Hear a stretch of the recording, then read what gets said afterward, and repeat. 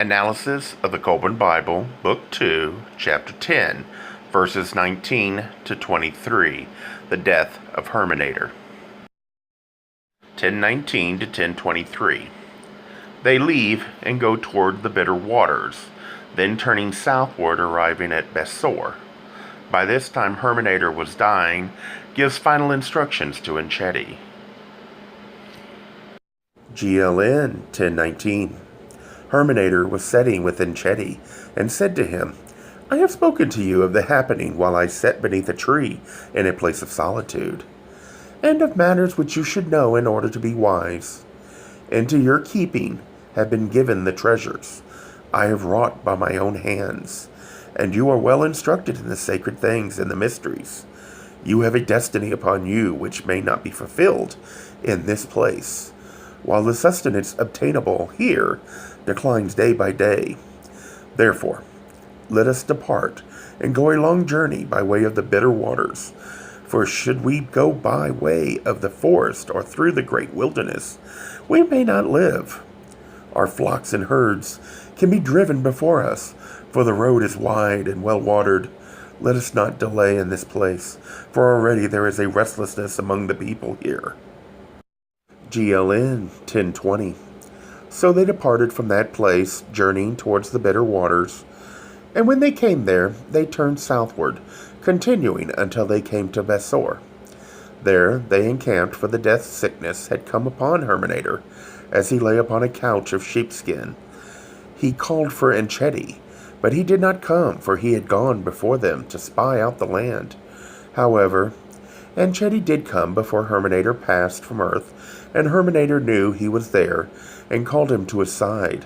Then Hurmenator said, My hour is at hand, but I am without fear, knowing I go not to a place where men eat dust, where all is darkness and gloom. The fears of my youth are but shadows, having no substance. They flee before the pure light of truth. GLN 10:21. Upon you there is a great destiny. May you reach out and grasp that which your heart desires, and having attained it, use it to deliver all men from the darkness of ignorance. Go forth, like the sun who throws his rays down like a net over the land to enlighten it. Go to a land where the honest man will be made rich, and the dishonest man impoverished. For the balances must be adjusted, so that riches cease to be the reward of dishonesty and deceit. Go to a land where those holding places of power and position will stand forth as examples of goodness and honesty, where none but the worthy occupy high positions, where those who have possessions and estate use these to succor the needy and resist the strength of those who oppress the weak and unprotected. GLN 10:22. Enchedi said, But where is this land? How shall I find it? Hurmenator answered, Where there's such a place, what good purpose would you serve by going there? What you will have to do would have been done already by another. GLN 10:23. Hurmenator died and was buried deep within the ground, and none knows his tomb. May he live forever and dwell with the Father of the gods whom he served.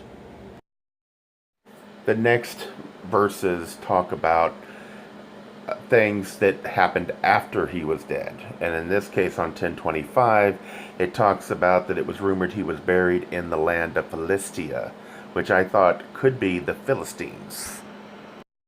10:29, it is mentioned that the deeds of Hurmenator and Yadal are more fully told in tales from Hittites. And I did spell it correctly. That is the spelling that they had. I believe that might have been referring to the Hittites, but I am not sure on that.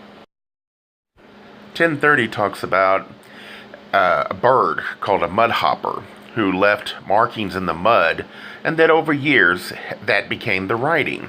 And I thought this could refer to Sumerian cuneiform writing.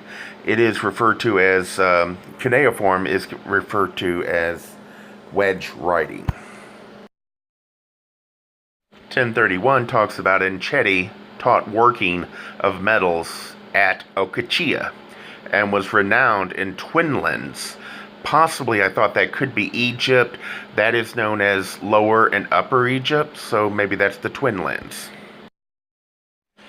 Now, it appears that if the writing of the mudhopper bird becomes writing and then that becomes the cuneiform, then it would further go to the fact that Gilgamesh, the Epic of Gilgamesh, is actually the same story as the Hurmenator and Yadal storyline. But that's just an opinion on my part. What do you think?